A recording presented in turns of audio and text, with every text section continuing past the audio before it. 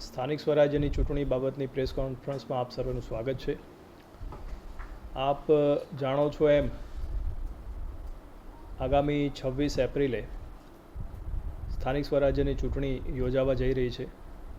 આપણા જિલ્લામાં જિલ્લા પંચાયત, તાલુકા પંચાયત અને કેશોદ નગરપાલિકા એમાં આ ચૂંટણી યોજાવાની છે. આ ચૂંટણીનો જે સમય છે એ સવારે 7 વાગ્યાથી ચૂંટણી એટલે કે મતદાનની કામગીરી શરૂ થશે અને સાંજે 6 વાગ્યા સુધી ચાલશે. આ માટે જરૂરી સ્ટાફનું ડિપ્લોયમેન્ટ પણ કરી લેવામાં આવ્યું છે. જરૂરી જે EVM છે એ પણ સંબંધિત આરોને આપણે પહોંચાડી દીધા છે. એની બાબતની જાણકારી તમામ ઉમેદવારશ્રી, રાજકીય પક્ષ તમામને કરી દેવામાં આવી છે. આજે ખાસ તો આપના માધ્યમથી તમામ મતદારોને મારે અપીલ કરવાની છે કે 26 તારીખે આપના બિઝી શેડ્યુલમાંથી થોડો સમય કાઢી અને લોકતંત્રના પર્વની ઉજવણી કરો અને મતદાન અચૂક કરો. જેમ મેં કીધું, સવારે 7 વાગ્યાથી લઈને સાંજે 6 વાગે એટલે દિવસ દરમિયાન 11 કલાક જેટલો સમય છે કે જેમાં આ મતદાન થઈ શકશે. તો મને ખાતરી છે કે મતદારો એમાં હોંશે હોંશે ભાગ લેશે અને મોટા પ્રમાણમાં મતદાનની આ કામગીરીમાં સહકાર આપશે.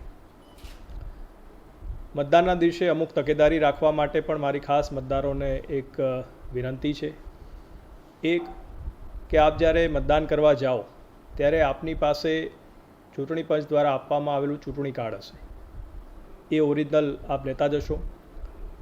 જો આપણી પાસે કોઈપણ કારણસર ચૂંટણી કાર્ડ ન હોય તો ચૂંટણી પંચે બીજા 14 જેટલા અલગ અલગ દસ્તાવેજ નક્કી કર્યા છે, જેમાં આધાર કાર્ડ છે, પાન કાર્ડ છે, પાસપોર્ટ છે, એવા અલગ અલગ દસ્તાવેજ છે. એ પણ આપ ઓરિજિનલ ત્યાં લઈ અને મતદાન કરી શકો છો.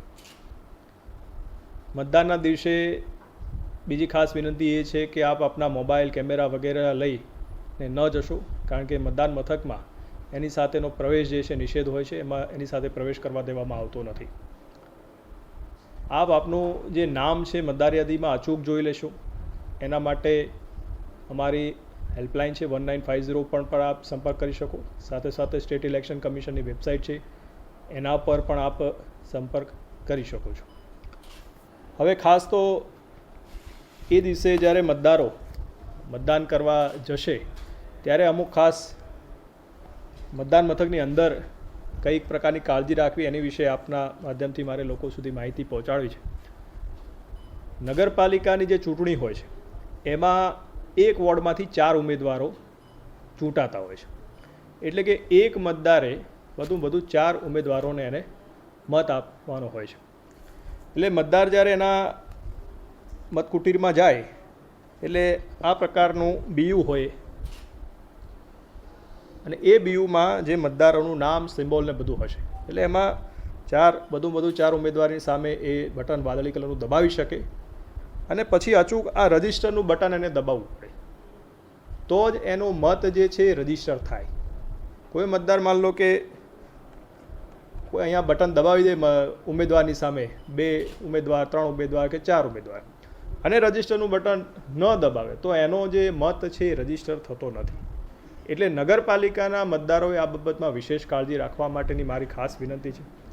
ઘણીવાર એવું થાય કે કોઈ મતદાર જે છે એ ભૂલથી એને ચોઈસ ન કરવો હોય એવા મતદારની સામે બટન દબાવી દે અને એને લાગે કે મારાથી આ ભૂલથી થઈ ગયું છે, તો રજિસ્ટરનું જે બટન છે એ દબાવતા પહેલાં જે ભૂલથી બટન દબાઈ ગયું છે જે ઉમેદવાર, એની પર એ ફરી ક્લિક કરશે તો એ ડિસિલેક્ટ થઈ જશે અને પછી એ પોતાના ચોઈસના ઉમેદવાર જે છે એની સામે કરી અને છેલ્લે રજિસ્ટરનું બટન દબાવશે એટલે એનો જે મત છે એ રજિસ્ટર થઈ જશે. જ્યારે વાદળી બટન દબાવશે ત્યારે બીપ, જે અવાજ, લાઇટ, આ બધું તો એ થશે જ. જિલ્લા તાલુકા પંચાયતમાં જે મતદારો છે એમને ખાસ વિનંતી કે તમે જ્યારે પોલિંગ સ્ટેશનમાં જશો ત્યારે 2 મતકુટીર હશે. એક હશે જિલ્લા પંચાયતમાં મતદાન માટેની અને બીજી હશે તાલુકા પંચાયત માટે. તો જિલ્લા પંચાયત માટેની જે મતકુટીર હશે એ પહેલાં હશે, એના પછી તાલુકા પંચાયતની મતકુટીર હશે. જિલ્લા પંચાયતમાં જ્યારે એ મતકુટીરમાં જશે ત્યારે આ પ્રકારનું જે બીયું છે એમાં મતપત્ર સફેદ કલરનું હશે આવું, અને તાલુકા પંચાયતની મતકુટીરમાં જશે એટલે ત્યાં આવું ગુલાબી કલરનું મતપત્ર છે, એટલે એનાથી તરત એને ખબર પડે. એટલે પહેલાં જ્યારે જિલ્લા પંચાયતના મતકુટીરમાં જશે, ત્યાં જે ઉમેદવાર હશે એની સામે વાદળી બટન દબાવશે, બીપ અવાજ આવશે, લાઇટ થશે અને એનો વોટ રજીસ્ટર થશે. અને એ પૂરું કર્યા પછી એ તાલુકા પંચાયતની મતકુટીરમાં જશે અને ત્યાં એ પોતે બટન દબાવી અને મત આપી શકે. આમાં બટન દબાવ્યા પછી રજીસ્ટર કરવાની કે એ પ્રકારની આમાં કોઈ મુદ્દો આમાં રહેતો નથી. એ માત્ર નગરપાલિકા જે છે એમાં જ આપણે લાગુ પડે છે. એટલે આ રીતે ખાસ આપના માધ્યમથી મારે મતદારોને આના વિશે માહિતગાર કરવાના હતા કે આ વિશેષ કાળજી રાખે, જેથી એમનો અમૂલ્ય અને કિંમતી મત જે છે એ ચોક્કસ રજીસ્ટર થાય અને લોકશાહીના પર્વમાં એમનું જે ઇન્વોલ્વમેન્ટ છે એ રહે. સાથે સાથે તમે જાણો છો કે અત્યારે ગરમીની સિઝન છે અને દિવસે દિવસે ગરમી વધી રહી છે. અમારી એક્સપેક્ટેશન એ છે કે 26 તારીખે પણ ખૂબ વધારે ગરમી રહેશે. તો બની શકે તો મતદારો સવારનો જે સમય છે 7 વાગ્યાથી લઈને 10 વાગ્યા 11 વાગ્યા સુધીમાં પોતાનો મતાધિકારનો ઉપયોગ કરી લે તો ગરમી સહન ન કરવી પડે, અથવા તો બપોર પછીનો સમય છે એ પણ યુટિલાઇઝ કરી શકે. પરંતુ બપોરના સમયે મતદારોને તકલીફ ન પડે એના માટે જે અમારા પોલિંગ સ્ટેશન છે એની પર અમે પીવાનું પાણી છે, શક્ય હોય ત્યાં છાંયડો છે, હેલ્થના સ્ટાફની મદદથી અમે ORS પાવડર, અમારા હેલ્થના સ્ટાફની પણ ત્યાં નિમણૂક કરી છે જેથી કોઈ તકલીફ ન પડે. સાથે સાથે આ વખતે રાજ્ય ચૂંટણી પંચની એક ખાસ સૂચના છે, કારણ કે આપ જાણો છો કે મોટાભાગના આપણા જે મતદાન મથકો હોય એ સ્કૂલ કે એવા પ્રિમાઇસીસમાં હોય અને એમાં 1 કે 2 રૂમ એવા હોય કે જેમાં આપણે પોલિંગ સ્ટેશન તરીકેનો ઉપયોગ કરતા હોય અને બાકીના રૂમ આપણે વાપરતા નથી હોતા. તો આ વખતે એવી પણ સૂચના છે કે વેઇટિંગ રૂમ તરીકે આપણે અમુક રૂમ ખોલી દઈએ કે જેથી મતદારોને તડકામાં ઊભા ન રહેવું પડે અને વેઇટિંગ રૂમમાં ત્યાં બેસે, ત્યાં પંખો છે, આ બધી સુવિધા હોય એટલે એમને ગરમીમાં તકલીફ ન પડે અને ત્યાંથી જે લાઈન જે છે એ આપણું જે મતદાન મથક છે ત્યાં સુધી જાય અને એ વોટ કરી શકે. એટલે એ પ્રકારની પણ ચૂંટણી પંચે સૂચના આપી છે અને એની અમલવારી પણ આપણે કરી છે. મતદાન જાગૃતિના પણ કાર્યક્રમો ચાલી રહ્યા છે, એના મારફતે આપણે મતદારોને જાગૃત કરી રહ્યા છે. એટલે અલગ અલગ એક્ટિવિટીઝથી મારફતે આપણે સૌએ મતદારોને કોઈ તકલીફ ન પડે એના માટેનું સુચારું આયોજન કરી છે. ફરીથી તમામને વિનંતી છે કે 26 તારીખે આપ અચૂક મતદાન કરશો.